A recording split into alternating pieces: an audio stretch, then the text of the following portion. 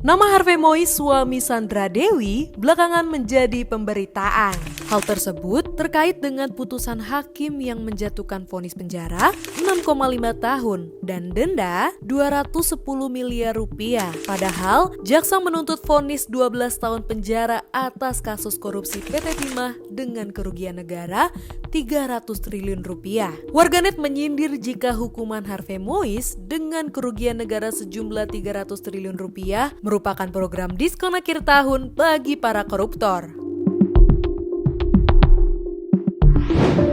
Warganet semakin vokal bersuara dengan membandingkan nilai kerugian negara dengan permainan undian di serial Korea dengan hadiah 400 miliar rupiah namun taruhannya nyawa. Bahkan podcaster Deddy Corbuzier juga ikut menyuarakan sindirannya atas vonis hukuman 6,5 tahun bagi Harvey Mois. Warganet juga curiga, mungkin saja ada pengaturan vonis hukuman bagi Harvey Mois. Pertanyaannya, apakah para penegak hukum mendengarkan suara keprihatinan masyarakat terkait vonis 6,5 tahun Harvey Mois? Setelah Mahfud MD memberikan kritik terhadap vonis Harvey Mois, sindiran dari warganet kian masif terhadap vonis tersebut. Presiden Prabowo Subianto pun banyak dimention warganet dan menagih janji terhadap tindakan tegas pemerintahan Prabowo terhadap para koruptor. Terkait putusan vonis Harvey yang menuai kritik keras sampai mendapat tanggapan dari admin Gerindra yang terkenal suka nimbrung di kolom komentar media sosial. Dijelaskan bahwa terkait putusan hakim, Presiden Prabowo tidak bisa ikut campur karena ini berkaitan dengan lembaga yudikatif. Apakah warganet puas? Sepertinya tidak. Sejumlah akun bahkan menampilkan rekam jejak pidato Prabowo Subianto yang berkali-kali akan melakukan tindakan tegas kepada para koruptor. Pemimpin itu ingarso sung tulodo, harus memberi contoh. Saudara-saudara sekalian, Prabowo Gibran, kita akan perbaiki yang harus diperbaiki. Kita akan tegakkan apa yang perlu ditegakkan. Dan kita bertekad memberantas korupsi sampai ke akar-akarnya. Tak sedikit juga yang mulai mengulik sosok hakim pada kasus Harvey Mois, yakni Eko Arianto. Eko Arianto merupakan hakim yang bertugas di PN Jakarta Pusat dengan pengalaman pernah menjabat sebagai Ketua Pengadilan Negeri Tulung Agung hingga pernah menangani kasus yang melibatkan John K. Penanganan kasus korupsi di awal kepemerintahan Prabowo Subianto kini menjadi sorotan. Bahkan banyak yang menilai jika pemerintahan Prabowo tidak tegas terhadap kasus korupsi, boleh jadi justru korupsi akan semakin menjamur.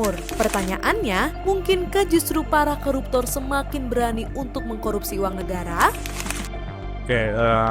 Pertama berkaitan dengan kasus Harvey Mois ini tentu kan yang bikin menarik di masyarakat karena kerugiannya yang sangat fantastis ya, 300 triliun lebih.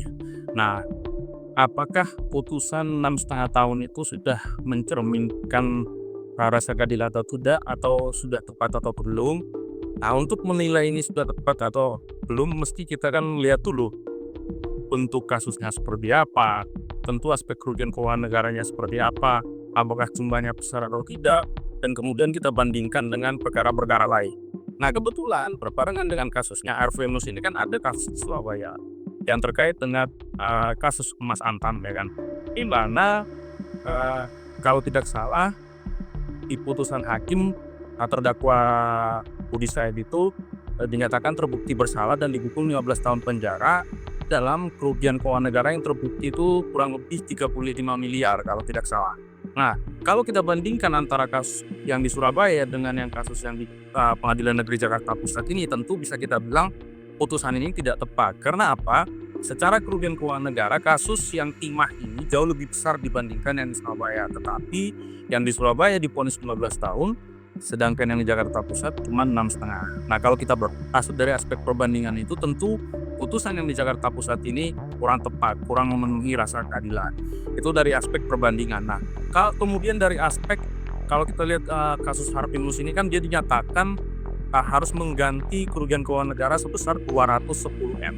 Artinya kalau di putusan dia dinyatakan harus mengganti 210, berarti dia terbukti menikmati 210 miliar. Angka 210 miliar ini dengan kondisi perekonomian sekarang tentu sangat-sangat besar. Hal inilah yang memicu dan menjadi dasar bagi sebagian besar masyarakat untuk menyatakan bahwa putusan ini tidak tepat dan tidak mencerminkan rasa keadilan bagi masyarakat. Saat kalau ditanya apakah potensi kecurangan dalam hal ini, yang dimaksud dengan potensi kecurangan ini pastikan ada apakah dalam putusan itu ada dugaan pemberian suap atau tidak, sehingga putusannya bisa dibilang ini kan juga tidak sesuai dengan tuntutan jaksa kan, jauh di bawah tuntutan jaksa, bahkan 2/3-nya saja tidak menyentuh. Nah, untuk menjawab apakah di sini ada kecurangan atau tidak, ini perlu proses panjang. Yang bisa membuktikan ini tentu aparat penegak hukum, kejaksaan itu sendiri yang mempunyai kemampuan, yang mempunyai alat-alat, sarana dan prasarana untuk mengecek apakah dalam pengambilan keputusan itu ditenggarai ada dugaan suap atau tidak. Nah, ini masyarakat harus mendorong supaya dilakukan perubahan terhadap undang-undang pemberantasan korupsi guna memastikan bahwa pelaku tindak pidana korupsi itu bertanggung jawab tidak hanya sebatas yang dia dapatkan, tetapi bertanggung jawab untuk memulihkan segala akibat dari kerugian yang ditimbulkan akibat perbuatannya, seperti itu. Kondisi perekonomian Indonesia menurut sejumlah pengamat ekonomi memang sedang tidak baik-baik saja. Salah satu yang memang harus diberantas adalah korupsi yang makin membuat masyarakat sengsara. Pertanyaannya, beranikah pemerintahan Prabowo Subianto tegas terhadap para koruptor seperti yang dijanjikan?